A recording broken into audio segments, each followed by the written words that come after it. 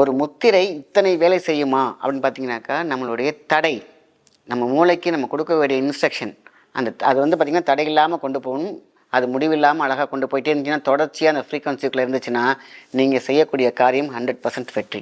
So முத்திரை தான் இந்த முடிவில்லாத இன்ஃபினிட்டி சிம்பிள். சூப்பராக இருக்கும் பாருங்கள். இந்த கையை நம்ம இப்படி வச்சுக்கிட்டிங்கனாக்கா அழகாக இன்ஃபினிட்டி பார்த்திங்கன்னா 8 மாதிரி இருக்கும். அது எல்லா கையும் சேர்த்துக்கோங்க, அவ்வளோதான், சிம்பிள். இப்படி வச்சுருங்க, சூப்பர். இப்போ பார்த்தீங்கன்னாக்கா உங்களுக்கு இந்த சிம்பிள் இப்படி இருக்கும். இதுதான் தடையில்லா வாழ்க்கைக்கும் இது பார்த்தீங்கன்னாக்கா நம்மளுடைய மூளையின் முட்டு. இதை செஞ்சு நிறைய பேர் வந்து பார்த்திங்கன்னா நிறைய சக்ஸஸ் பண்ணியிருக்காங்க. நீங்களும் அதேமாதிரி நல்லபடியாக வாழ்க்கையில் சக்ஸஸ் ஆகணுங்கிறத இந்த முறையை தான் நம்ம சொல்லி கொடுத்துருக்கேன். அதுதான் வந்து பார்த்திங்கன்னா முன்னோர்கள் சொன்னதை உங்களுக்கு அப்படியே உங்களுக்கு சொல்லியிருக்கேன்.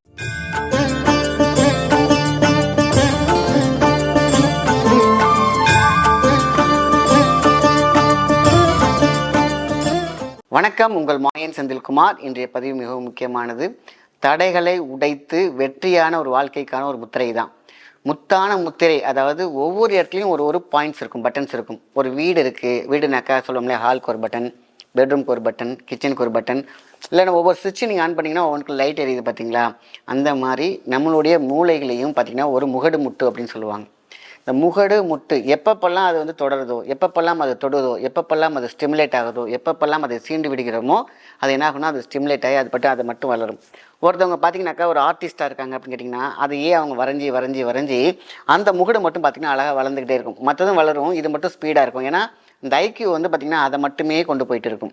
ஸோ முத்தான முத்திரை அப்படின்னு அழகாகவே சொல்லலாம். இந்த முத்திரை வந்து பார்த்திங்கனாக்கா தொடர்ந்து நம்மளுடைய ஒவ்வொரு விஷயமும் பார்த்திங்கன்னா ஒரு மந்திரம் அப்படி சொல்கிறோன்னு வச்சுங்களேன். 108, 1008, 1,08,008 இப்படியே போய்கிட்டே இருக்கும் பார்த்தீங்களா? காரணம் த டியூரேஷன் ஆஃப் ஃப்ரீக்வன்சி. இந்த ஃப்ரீக்வன்சியை நம்ம ஒரு இடத்துல கம்ப்ரெஸ் பண்ணும்பொழுது எக்ஸ்ட்ரீம் பவர் பாயிண்ட். ஸோ ஒரு முத்திரை இத்தனை வேலை செய்யுமா அப்படின்னு பார்த்தீங்கன்னாக்கா, நம்மளுடைய தடை, நம்ம மூளைக்கு நம்ம கொடுக்க வேண்டிய இன்ஸ்ட்ரக்ஷன், அது வந்து பார்த்திங்கன்னா தடை இல்லாமல் கொண்டு போகணும். அது முடிவில்லாமல் அழகாக கொண்டு போயிட்டே இருந்துச்சுன்னா, தொடர்ச்சியாக அந்த ஃப்ரீக்வன்சிக்குள்ளே இருந்துச்சுன்னா, நீங்கள் செய்யக்கூடிய காரியம் 100% வெற்றி. இது வந்து முத்திரையில் சொல்வாக்கும் செல்வாக்கும் அப்படின்னு சொல்லுவாங்க. இந்த சொல்வாக்கு அப்படிங்கிறது பார்த்திங்கன்னா நாக்கு வன்மை சொல்லுவாங்க. உன்னுடைய நாக்கு வன்மையாக இருந்தால், அதாவது சக்தியோடு இருந்தால் நீ சொல்கிற விஷயம் நல்லா தான் நடக்கும். Only plus, no minus. So அதுக்கு என்ன பண்ணலாம் அப்படின்னு கேட்டிங்கன்னா, ஒரு மூலிகை. இந்த ஒரு ஞாயிற்றுக்கிழமை அந்த மூலிகையை வாயில் அடக்கி ஒரு 10 நிமிஷம், அதுக்கப்புறம் நீங்கள் எடுத்து கால்படாத தூரம் தூக்கி போட்டுட்டு, இதேமாதிரி ஞாயிற்றுக்கிழமை அந்த மூலிகையை வைத்தாலே போதுமான விஷயம்.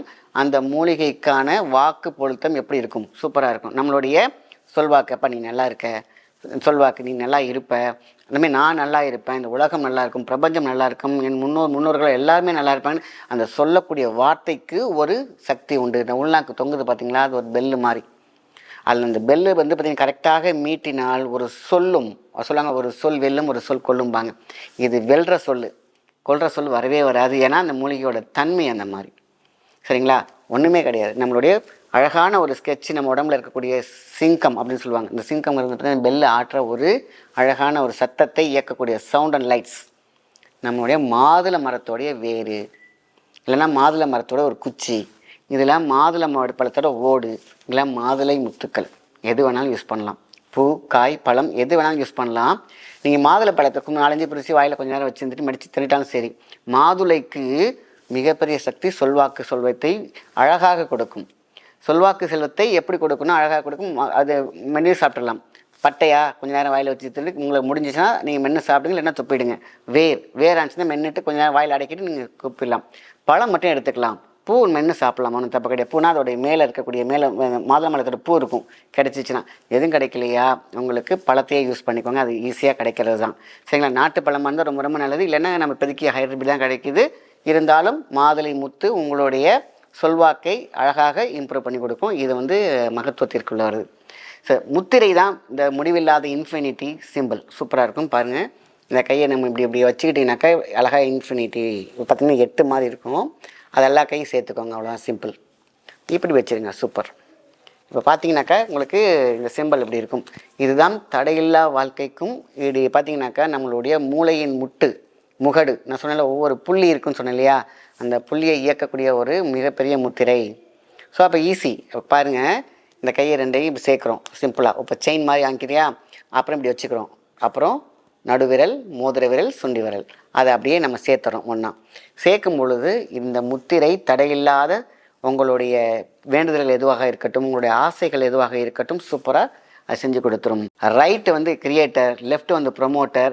இந்த முத்திரை போடும் பொழுது கிரியேட்டர்லேருந்து ப்ரொமோட்டருக்கு வந்துச்சுனாக்கா அது வெற்றி வெற்றி வெற்றி. அந்த சொன்னேன் இல்லையா, எப்பொழுதுமே நம்ம நினைக்கிற விஷயத்த அதை பாசிட்டிவாக மாற்றுறது. கோயிலுக்குள்ளே போனாலே நடக்கும் அந்த பிரமிடு, அந்த கோலமே மிகப்பெரிய கோலம், உயர்ந்த கோலம்.